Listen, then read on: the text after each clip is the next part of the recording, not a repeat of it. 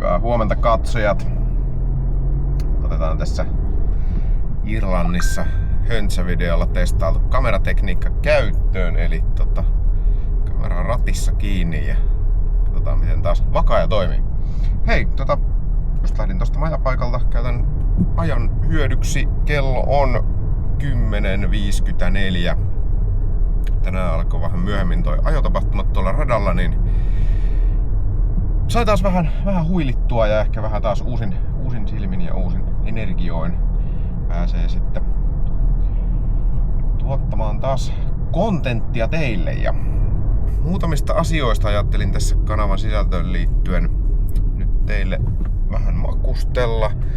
Eli nythän tässä on taas kokeiltu, että on venytetty jaksamista tekemällä noita livejä. Livet on ollut erittäin suosittuja ja arvostettuja ja niitä on kiitelty ihan siis mielettömän paljon tuolla siis muun muassa varikolla ja noin niin kuin muutenkin. Ja tässä on ollut vähän niin kuin kahta koulukuntaa katsojissakin, että siellä molempia kiitellään sekä näitä haastattelujuttuja ja livejä. Ja tässä se meikäläisen haaste nyt sit onkin, että mistä löydetään semmonen tasapaino, että jos mä näitä niin kuin itse yksin meinaan tehdä, niin se ei ole mikään semmonen niinku helppo päätös, koska kyllä mä kuitenkin niinku tavallaan, siis niin kuin joku sanoikin sillä videolla, että jollakin näistä videoista, että se liveen kuvaaminen tekee hyvää noille uusille katselijoille ja tilaajille ja kaikille näille. Missä hän oli ihan täysin oikeassa. Eli juurikin näin on tapahtunut ja sitä mä en myöskään itse yhtään epäily sitten. Ja ilmeisesti nyt siitä meikäläisen ainakin teknisestä toteutuksesta on tykätty sitten ja sen puolesta niin kun, se on ollut niin kun hyvää kontsaa se live-homma sitten ilmeisestikin palautteen perusteella. No sitten toinen pointti tässä näiden asioiden suhteen, niin kuin olette huomannut, niin mä oon vähän tässä hionut nyt sitä viikonlopun lähestymistapaa. Eli tietenkin kun mä tulin silloin ihan ekoja kisoja tekemään, niin totta kai mä halusin haastatella nyt sitten kaikkia. Ja heti kun mä aina jonkun sai kiinni ja näin, niin tietenkin teki sit haastatteluja. Mut sitten mä haluan kuitenkin välttää tässä näissä haastatteluissa, että ei olisi mitään semmoista vähän niinku sen tyyppistä kestoaihetta tai sellaista, että mennään haastattelemaan edelleenkä ketään ilman, että mulla on mitään sellaista oikeaa asiaa tai oikeaa kysymystä.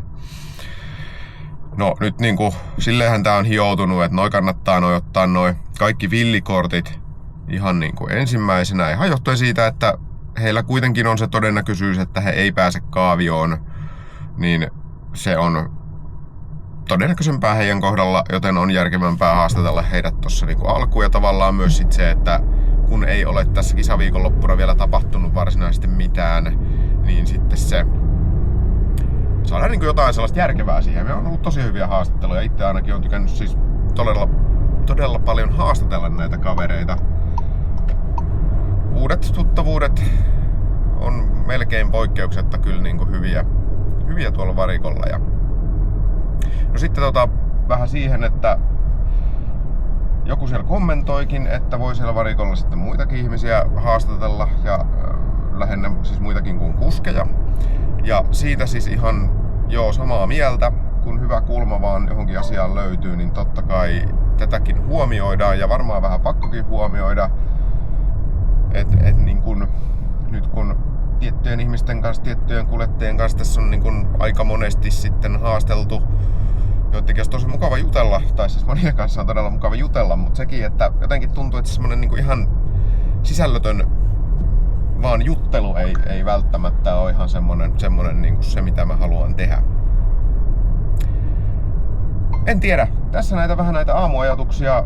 Kohta päästään taas sitten haastattelujen pariin. Ja jos teillä on johonkin näihin, mitä mä just sanoin, niin kommentoitavaa, ajatuksia, mitä tahansa, niin laittakaa tonne kommentoihin, koska tehän tätä kuitenkin sit ihmiset katsotte ja teitä varten mä haluan tätä tehdä. Ja myös sitten, että tää olisi mahdollisimman niin kuin hyvää, että tuolla on tavallaan turhaan käyttää aikaa semmoseen, mikä ei sitten ehkä tuo lisäarvoa tai mitään niin kuin järkevää tähän kanavalle ja näihin videoihin. Mut hei, tästä eteenpäin mäkään tostaan vähän no onneksi tänään on pilvinen sää. Ei oo kuin 20 astetta lämmintä nyt. Sanotaan, että aika miellyttävää. Sieltä saattaa tulla pieni sadekuuro ennen noita tämän päivän ajoja, mutta käsittääkseni ei pitäisi olla sitten varsinaisten kaavion aikaan sitten vesisadetta. Otamme sen täällä senkin kiitollisena vastaan. Mut hei, ei muuta kuin haastattelujen pari.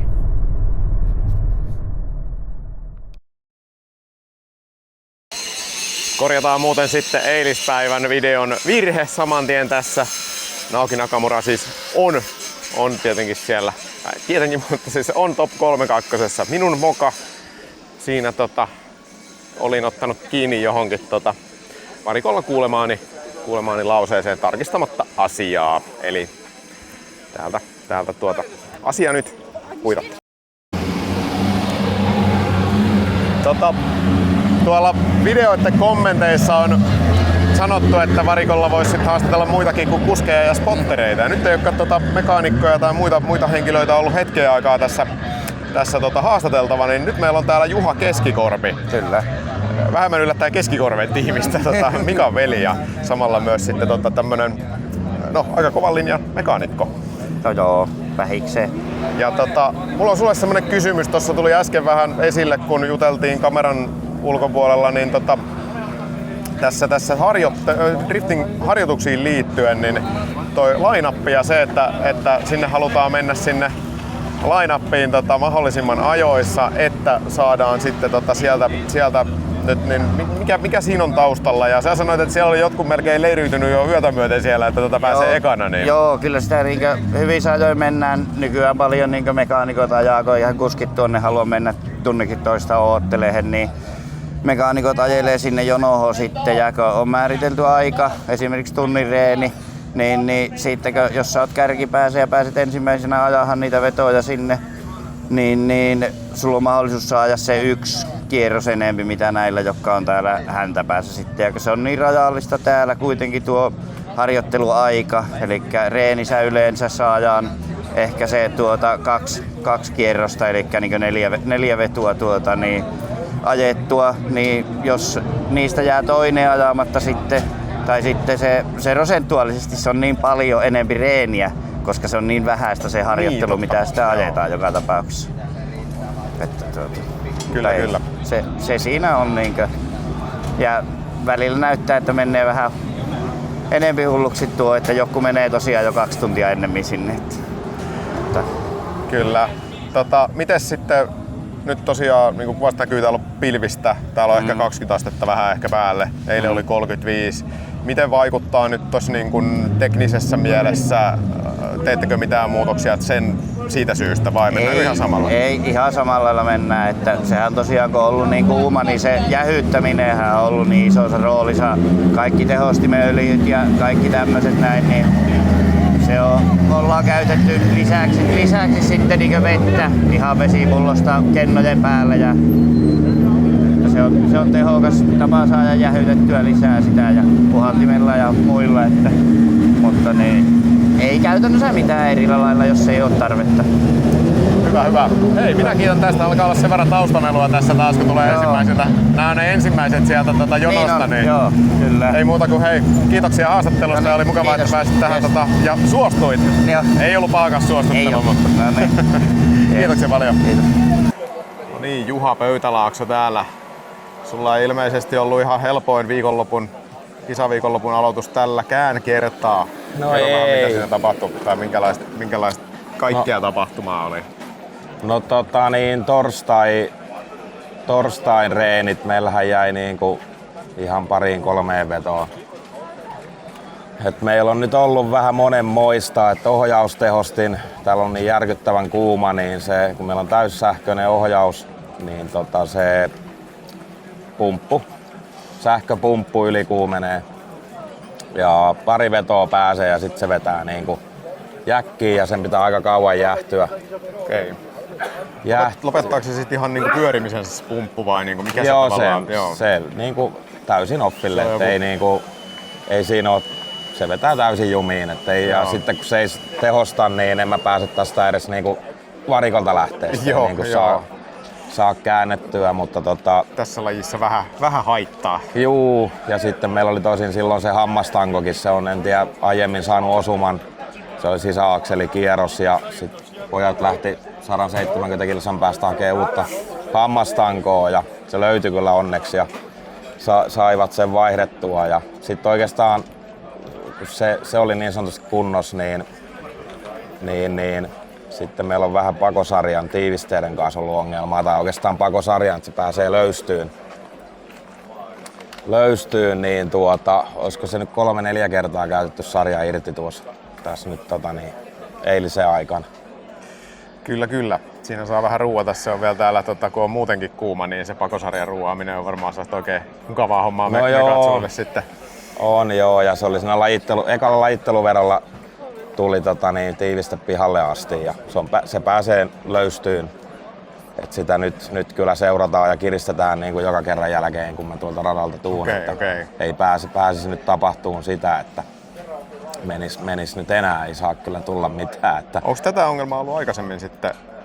No, tää oli eka kerta nyt täällä oikeastaan, kun meillä on kevään jälkeen niin kuin pakosarja irti, että ei ole tarvinnut ottaa irti, mutta se oli kyllä niin kuin alkuun varsinkin kans löysty. Et sitä kiristeltiin ja on sitä silloin tällöin sekattu, mutta sitten se on vähän niin kuin lopettanut sen löystymisen. Mutta anyway, täällä nyt se oli päässyt niin pahoin löystyyn, että se puhalsi tiivistettä pois. Ja sittenhän meillä oli ihan eka, oli Freshidein putki poikki käytännössä kokonansa. Ihan ekaan reeniin silloin torstaina, että sen takia otettiin ekan kerran sarja pois. Ja sitten kun se jouduttiin käyttämään nyt pois, niin se ei enää olevana oikein pysynyt. Niin, ne vähän niin kuin tahtoo monesti, että kun niitä irrottelee ja kiinnittelee, ne ei niin kuin tavallaan siinä parane varsinaisesti. Ei. Mutta joo, nyt tällä hetkellä ei ole mitään ongelmaa. Ja mä luulen, että nyt kun luojan kiitos, tää keli on paljon viileämpi kuin eilen ja torstaina, niin mä luulen, että me päästään nyt ilman ongelmia tähän päivään. Miten hei toi pito, se oli aika jännä täällä, että se on niin kuuma toi asfaltti, että silloin eilen päivällä niin se oli jopa niin kuin, tai olikin liukkaampaa tai vähemmän pitävää, sanotaan näin päin, vähemmän pitävää päivällä kuuman aikaa kuin sitten illalla, kun ajettiin pimeässä ja se jäähtyi. Auringon paistettiin loppuun, niin se asfaltti jäähtyy aika paljon ja nyt varmaan niin kuin, miltä se tänään tuntui treeneissä? Ja nyt tuntui ihan normaalilta ja kun mullahan jäi silloin se ainut iltareeni ennen lajitteluja, niin mulla jäi ajamatta ja mä vähän kyselin ja kuulin, että moni sanoi, että aivan järkyttävä niin pitoero, että pito kasvaa silloin illalla, kun aurinko on pois ja näin. Ja sitten mä lähdin se lajittelu eka veto oli vielä ei ollut niin pimeätä. Toiselle verollehan se oli sitten jäähtynyt enemmän. Et se siinä vähän jänskatti, että onko se nyt niin kuin nämä pojat on täällä kehunut. Niin. Mutta kyllä me varauduttiin siihen, nostettiin pikkusen rengaspainetta ja vähän akrea lisää, et en mä suurta eroa huomannut. Pikkusen oli pitävämpi kyllä, mutta ei mitään maata mullistavaa eroa mun mielestä. Ja nyt sitten tänään, toi oli treenien aikaa sellainen 20 astetta lämmintä ja pilvistä suurimmaksi osaksi, niin miten sitten siinä muuttuko se siitä? Ei, mun mielestä se oli ihan samankaltainen, että 3 vetoa pääsi ajaa ja tuolla vipallahan siinä joku auto siihen entryyn levitti öljyt ja sitten ne pesi sitä, niin se oli aika mielenkiintoinen. Sitten mennään ajaan se viimeinen veto tuossa reeneissä. Oli vähän hazardia se entry, mutta toivotaan nyt sitten top 3-2, että verot onnistus. Kyllä. No siellä sitten tulee toi Nasser Al-Harbali vastaan. Hän on itse asiassa, vaikka villikortti kuski, niin tällä kaudella kyllä kuitenkin ollut 3. kisa, missä hän on mukana. Hän on ajanut kyllä aika hyvin. Joo, viime vuonna se taisi ajaa kans täyden sarjan. Joo. Ja nyt tähän kauteen, mitä se on ajanut, niin on kyllä niin kuin mun silmissä ainakin tasonnosto tullut. Että en pidä millään asteella niin kuin helppona vastuksena. Että kyllä ihan täydet saa Nasseriakin vastaan lähteä.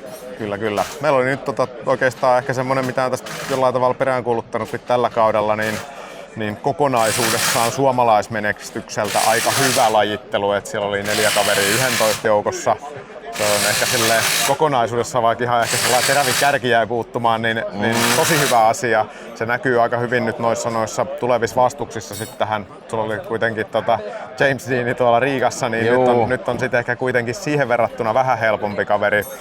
No joo, kyllä jos niitä kahta vertaa, niin näin sanoisin kanssa, että Kyllä. pitäis olla vähän easympi edes. Hyvä. Hei, tästä sitten top 3-2. Oliko se vielä treenisessio? Ei ole. Se oli vipa ja nyt itse asiassa ei taida olla tuntiakaan kun alkaa. Mä oon ihan toki viimeinen pari, että mulla tässä menee varmaan pari tuntia ennen kuin ajan. No niin. Mun pitää tulla sitten vielä ennen tätä uudestaankin vielä, kun on hyviä aikaa. Joo, kyllä. Ei siinä. Hei, kiitoksia taas oikein paljon ja Kiitos. Tästä eteenpäin tsemppi. Joo, kiitos. No niin, Juha Rintanen täällä sitten meillä haastattelussa. Tässä oli nyt viimeiset treenit sitten ennen kaaviota ja oikeastaan koko viikonlopun viimeiset treenit ajettu, niin minkälainen on radassa pidon taso? Se on vaihdellut tässä viikonloppuna, niin miten sulle tämä näkyy tai tuntuu? En mä oo huomannut mitään hirveitä pitoeron vaihteluita, paitsi viimeisessä vedossa, kun siellä joku veti öljyt radalle ja sitten putsasi ja kasteli sitä, niin se meni perseelleen, mutta ei, muuten on kaikki toiminut. No niin, hyvä. Siellä on Naoki Nakamura tulossa nyt sitten yksi drifti-ikoni vastaan. Ootko sä paljon Naokia vastaan ajanut noin niinku treeneistä tai ylipäätään? Oo jonkun verran ja kisassakin pari vuotta sitten vissiin. Sillä on oma tyylinsä ja se mielestäni lähti tähänkin viikonloppuun ja hirveällä pidolla ja nyt näkee selkeästi, että se on ottanut pitoa pois. Okei. Se on vähän sen tyyli, se semmonen hyökkivä ja hirveän isolla pidolla ja sitten se on vähän rumaa se ajo. Mutta minkälainen siinä hänen niinku chaseä, kun ajaa hänen kanssa, niin pitääkö siinä vähän niinku varoa vai minkälaisella niinku tavallaan asenteella siihen lähdetään ei sitten? Pakkohan siinä on lähteä silleen, että sä oot ihan kyljeski koko ajan, että jos toinen tekee virheen, niin sitten tekee virheen ja osutaan, mutta ei siinä voi antaa pelivaraa sen takia, että on kilpailu ja jos sä jätät siihen safe väliä, niin se on sitten siinä. Näin se on. Me tykätään tästä asenteesta. Joo, näin se on mentävä. Lupasin, että lyhyt haastattelu ja sun pitää mennä syömään välillä, niin pysyy miehellä energiatasot kohdillaan. Kyllä, kisat alkaa ihan justiin. Kiitos. Kiitoksia paljon. Hyvä. No niin, täällä Jarkko Jylhä top 3-2 ajettu ja siinä oli sitten niinkin helppo kuin Conor Shanahani siinä vastassa heti kärkeen. Ja sen verran täytyy sanoa, että et hävinnyt huonoilla raneilla. Ja tos mitä mun tonne faniryhmään tuli tietoa niin tuolta Vallista, niin Vall-systeemistä, niin sulla oli ollut niinku 4 pistettä parempi liidi siellä ja Conorilla oli taas 4 pistettä parempi chase. Et niinku oikeesti kyllä hyvää duunia kaikesta huolimatta. Joo, kyllä. Oli tiukat battlet siinä kyllä molemmin puoli. Ja Conori sanoi tuossa veton jälkeen vielä, että se oli vähän purjeissa tuossa lähtökiihityksessä, että se ei mennyt pysyä mun perässä siinä. Ja sitten mentiin toi eka mutkaa, niin jos katsotte niin kun, replaytä niin kun toisin ja toisinpäin, niin mä oon huomattavasti lähempänä koko eka mutka niin kuin Chase niin Conoria. Se oli kyllä tiukka battle ja mulla oli yksi virhe mun Chase tuossa keskimmäisellä muurilla. Liidissä nyt ei ollut oikeastaan mitään muuta. Entry ykkösklippi ehkä vähän liian syvää, mutta muuten oli tosi hyvät vedot ja tosi tyytyväinen niin. Joo, kyllä tosiaan. Se on vaan tällä tasolla harmi siitä, että niillä sattui tällainen vastustaja. Tietysti se oli eilen vähän hankalampi päivä sitten. Joo, eilen meni veto-akselia 2 kertaa poikki tossa noin ja iltareenejä ei ollut kuin 1 veto ainoastaan ja just siinä päivälajitteluvedossa niin napsittiin se vetaari poikki ja piti mennä tuonne säkkipimeeseen ajelemaan, niin siitä tuli se 86 pistettä tasaan. Joo. Oliko se kun jostain kuulin taas sivukorvalla, että se olisi ollut se pyörähtänyt kaivon kansi, mistä se vähän niin kuin se vetarin poikkimeno johtui? Oliko se siinä En usko, että tuommoista ajoa. Kyllä siis se meni mulla niin kuin, siinä kun mä ajoin ton ekan mutkan ja siinä missä ollaan ykkösklipin kohdalla siinä ollaan käsijarrulla ja siitä on se vauhti aika hidas siinä ja siinä on 3. vaihe silmässä, siinä pitää antaa aika raju kytkin pommi sille autolle, niin se on paha noille vetareille ja siinä se sitten meni. No niin, joo, ei kun tää oli vaan joku spekulaatio tuolla pyörii, niin katkaistaan nyt siltä ainakin siivet. Kyllä, tässä. just näin. Kyllä. Mutta on tosi tyytyväinen koko viikonloppuun ja niinku siis totta kai olisi voinut lajitella paremmin, mutta niinku toi veto mikä tänään oli, niin on todella tyytyväinen siihen ja jos niinku katsoo, että Conorin kanssa noin tiukat vedot, mitkä nyt ajettiin tässä noin, niin kertoo siitä, että me ollaan kuitenkin aika lähellä tämän Mastersin niin kärkitasoakin jopa, että Kyllä. Siis ei, on tyytyväinen. Ei ole siitä kysymys, että se on nyt sit niitä ihan pikkujuttuja, tässä mikä pelataan. Ja oikeesti mahtava. Täytyy sanoa, että sä olit oikeassa, kun sä Riassa sanoit mulle, että tää on mahtava paikka, niin olit oikeassa. Ihan, täytyy miehen sanaa luottaa näköjään sit jatkossakin. Kyllä. Ja Vuolasta en pysty sanoa mitään, mä en ole ikinä siellä itse ollut. Joo, sama mulla. Lähdetään sitä ihmettelemään sitten sinne. Niin. Seuraava. Hyvä. Hei, tsemppiä jatkoon ja Kiitos paljon. Toivotaan todella hyvää viihdettä lopusta kisasta sitten, niin nautitaan siitä. Nautitaan ja katsotaan kisat loppuun ehdottomasti. Kyllä, hyvä. Hyvä, kiitos. Ja tsemppi. Kiitti. Teemu Asunmaa täällä sitten Saksasta päivää. Tai iltapäivää. Joo, mulla alkaa oikeesti väsymys painaa, mun pitää kohta varmaan lopettaa näiden haastattelujen tekeminen. Tää ihan menee kaikki alkaa mennä vähän tälle tasolle. Mut hei, mitä oppeja Saksasta Ferropoliksesta jäi käteen tästä tulevaisuuteen? Erittäin paljon jäi oppia, ehdottomasti. Tosi paljon päästiin ajaa treeniä. 2 päivää treeniä ja lajittelut siihen päälle. Et sinänsä niinku, ainakin tää rata ja miten vois sanoa, keski-eurooppalainen asfaltti, mikä on hyvin eri pitoista itse asiassa kuin mikä Suomessa, niin se tuli nyt uudemman kerran tutuksi. Että joo, totta kai pettynyt, että ei lajittelusta menty jatkoon. Se ei ollut kaukana. Ei ollut kaukana joo. Ja se herättää jonkinlaisia ajatuksia se pisteytys, mutta se ehkä kuuluu tähän lajiin myös ja näihin sarjoihin, mutta siis silleen hyvä reissu joka tapauksessa. Päästiin ajaa kyllä hyvin ja hyvien kuskien kanssa treeniä, niin se oli hyvä juttu. Ja jos näissä kisoissa pyöritään tulevaisuudessa, niin totta kai se oli niin positiivinen asia, että täällä päästiin olemaan. Että se on. Mites sul sitten tästä eteenpäin driftingin osalta kauden jatko? No, FDS-finaali on elokuun viimeinen viikonloppu. Se on tarkoitus ajaa ja sitten haetaan villiä korttia viimeisen SM Proho Kymille. Ja luulis ainakin näytteen riittävän. No joo, toivottavasti saataisiin se paikka. Ja on totta kai haettu myös Puolan Mastersiin villiä korttia, mutta se nyt nähdään sitten myöhemmin, että mikä sen kohtalo on. Ja myös sitten pitää katsoa, onhan tuossa Baltias on myös kisoja jotain sitten syksyllä, että jos pääsis vielä jonkun ajaa siihen. Joo. Kuulostaa ainakin siltä, että nyt niinku ihan edelleen oot ihan tosissaan driftingissä myös mukana.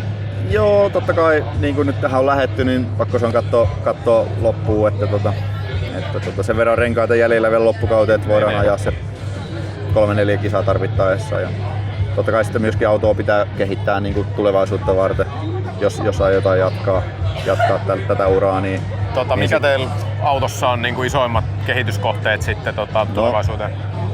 No ehkä se on niinku ulkoinen puoli, ehkä semmoinen määrätynlainen näyttävyys, että siihen ei ole panostettu juurikaan, että se on niinku tommonen rallimallin 4/6 niin sanotusti, että totta kai siihen ulkonäköön voi perustaa, koska jostain syystä tuntuu, että myös sillä on merkitystä aika paljon näissä kisoissa. No kyllä varmasti sanoisin, että siis nyt jos minulta kysyttäisiin, laita joku muu väri kuin musta. Näkyy paremmin. Joo, sekin ja toki moni muukin juttu siihen.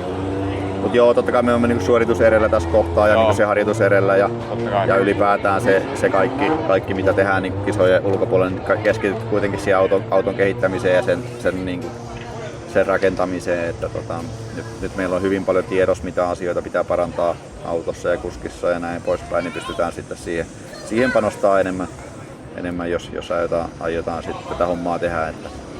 Mutta niinku, monta juttua ehdottomasti. Hyvä, että ei ollut missään nimessä hukkareissu, vaikka nyt sitten 3-2 ei, totta kai se harmittaa, että niinku ei päästy ajaa varsinkin tämän aamun pari treenit näiden niinku huippukuskien kanssa. Se on tosi tärkeä ja se kilpailukokemus siitä 3-2. Mutta kyllä mä oon niinku kuitenkin koko viikonlopun ollut niinku siinä moodissa, että että se jokainen treeni ja jokainen veto on kuitenkin se kisaveto. Joo. Että vaikka se treeniä on ollut, niin sitten kuitenkin pyrkinyt niin suorittaa sen mukaan ja todella tyytyväinen olin kyllä omiin vetoihin niin viikonlopun aikana. Että, miten sulla nyt huomioiden tää kaikki muu, niin kuin, no erityisesti rallitausta, niin miten se semmonen niin kuin paineiden tai niin kuin jännittämisen tai sen sellaisen, kun tullaan siihen viivalle, niin luulisitko, että tai niin kuin, tuleeko sulle siitä sellaista niin kuin jännitystä? ei tuu. Okei. Siis joo, totta kai aina pitää pieni jännitys tulla. Joo. Muutenhan sä et pysty suorittamaan kunnolla, mutta ei se niinku pelota. Joo. Eikä siitä tule semmonen, että mä osaan hallita sen kuitenkin omasta mielestään silleen hyvin, että mä lähden vaan suorittaa sen niinku mun mielestä ihan samalla lailla kuin aikaisemmin. Joo, totta kai se voi olla, että ja varmasti joku treeniveto saattaa olla parempi, mitä esimerkiksi lajitteluvero. Mutta se, niinku, se, että mikä kohtaa se flow syttyy parhaiten siihen hommaan, niin se ratkaisee näissä kisoissa. Ja kyllä se ihan mutta selkeästi. totta kai se vaatii, mun mielestä se niinku itsellä on se, että se vaatii niinku, tässä kohtaa niitä toistoja kuitenkin aika paljon ja sitä oikeasti sitä painetta ja semmoista, mitä ei ehkä tuossa lajitteluvedossa tuu niin kovaa, mitä esimerkiksi paria jo vaikka 3-2. Niin se paine menestyä tulee siinä kovempi ja silloin sitä syttyy myöskin paremmin. Tässä lajittelussa ei ehkä tule semmoista vielä. Ehkä siinä pitäisi parantaa myös. Tosiaan meinasin tuossa keskeyttää, mutta mitä meinasin sanoa, niin oli se, että aika monella kuitenkin tälläkin tasolla on vielä sitä, että selkeästi näkee, että sitä tärinää tulee siitä lajittelusta niin kuin todella paljon enemmän, kun vertaa treeneihin. Että niin kuin, no ei, sun kohdalla sitä ei näkynyt kyllä. Niin kuin joo, siis niin kyllä mä varmasti ostasin ton itsellekin, jos ei mulla olisi yli 200 kisan kokemusta, niin ihan varmasti se, että totta kai se kokemus vaikuttaa siihen, että rallissa on niin kuin startannut kisoihin älyttömän monta kertaa ja sitten siellä laitetaan niitä erikoiskokeita kymmeniä. Kyllä. Ja sä startaat niin jokaiseen niin kuin vähän niin kuin uutena kisana kuitenkin. Kyllä. Mä näkisin, että se on vähän sama kuin näissä sitten, että ei se niin kummempaa ole. No tähän täytyy sanoa, että sä tiedät kyllä paremmin tämän asian, että itsellä on tosi vähän tohon niin kuin silleen kommentoitavaa tai ainakaan kyseenalaistettavaa. Mut hei, tsemppiä loppukauden kisoihin ja oishan se Puolassa kyllä komeeta, jos vielä siellä nähtäisiin, että niinku. Joo, katsotaan mitä, mutta se on nyt niin haun päällä ollut mutta totta kai siis onhan nyt se, että säännöt sanoo, että 3 villikorttia per kausi, mutta on täälläkin semmoinen kuski, joka ajaa jo 4 että en tiedä onko semmoisia sääntöjä, mitä kirjoitetaan, onko ne oikeasti niin olemassa, että joo, se on ehkä toisaalta sitten mun mielestä, että sääntö, mutta sitten jos jollain saadaan tehtyä vähän paremmin viihdettä taas sitten. Mutta uskoisin, että Puolassa on kuitenkin se, että sinne halutaan niinku varmaan maailmalta semmosia kuskeja, kello on kovempi näkyvyys ja kaikkia juttuja, että se on kuitenkin semmoinen finaalikisa heillä, että sinne varmasti halutaan niinku Michael oli viime vuonna ja just tällaisia niinku persoonia, vaikka niinku hänkään ei silleen kilpailullisesti sitten kuitenkaan. Kyllä, mutta se on kuitenkin se lipunmyynti on tärkeä heille ja se kaikki systeemi siinä ympärillä. Niin. Tämä on bisnestä ja tämä on viihdettä, että niinku, sen ehdollahan tässä kuitenkin sitten mennään. Kyllä. Mut, me ollaan tällä puolella bisnestä täällä ja oikein kiva, kun saatiin tämä juttutuokio tähän loppuun ja täällä ilta pimenee ja kohta alkaa top 16 ja itse ainakin innolla odotan kyllä, että toivon, että saataisiin niinku oikeasti semmoinen todella näyttävä ja hieno arvoisensa lopetus tälle koko Kyllä varmasti ja nyt ilta hämärtyy, niin sitten vielä tulee niinku se oma show siihen, että se on kyllä varmasti, varsinkin finaaliverot tulee olemaan varmasti kova taso siihen. Kyllä. Hyvä. Kiitos Teemu. Kiitos.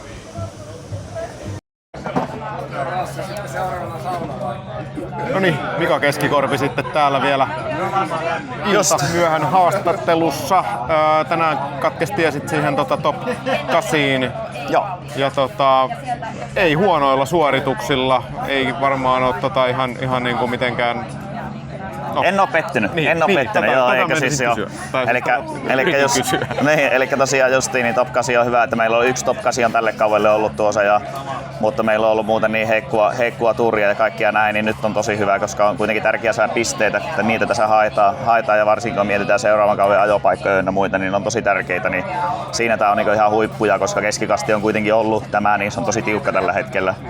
Niin tää on ihan huippujuttu meille niin pisteiden puolesta. Totta kai se halunnut voittaa ja kaikki muuta ja yritettiinkin, mutta ei vielä aivan ei vielä siihen pystytty, mutta hyvä, nyt on hyvä fiilis ja vielä siellä pojat finaalia näyttää ajelevan. Ja Kyllä, joo, kaikki edes. ei tosiaan tarvii yhtään kyllä hävetä suoritusta tälläkään kertaa. Että ja toi varmaan tosiaan siihen sarjataulukossa nyt ihan hyvin kantaa taas kivan pompun siinä. Että Kyllä, juuri näin, että kyllä se niin, katsotaan mihin se sijoittuu sitten tämän kisan jälkeen, niin sittenhän se nähdään. Kyllä, hyvä. Hei, tähän Mikan haastatteluun loppuu haastattelut täältä tämän päivän osalta. Ja kiitän oikein suuresti jälleen kerran. Mä oon tässä teidän varikolla hengaillut aina silleen ohi mennessä. Tää on hyvin tässä, niin näkee aina välillä noita meillä on televisio. Niin, teillä on televisio, joo, ja muutenkin niin tässä on ollut ihan kiva taas jälleen kerran piipahdella, niin kiitoksia siitä jälleen. Ja, Kiitos. me sitten palataan Puolassa asiaan ja sitten on taas vähän erilainen, mutta niinku aika spektaakkelimainen show tulossa ilmeisesti. Mä en ollut siellä vielä aikaisemmin, mutta sä oot, niin Kyllä se on hieno. Se on erittäin hieno. mahtavaa. Siellä nähdään viimeistä. Hyvä. Ei muuta kuin vielä viimeiset siitä. Kyllä. Noin. Kiitos. Kiitoksia. Hei vaan.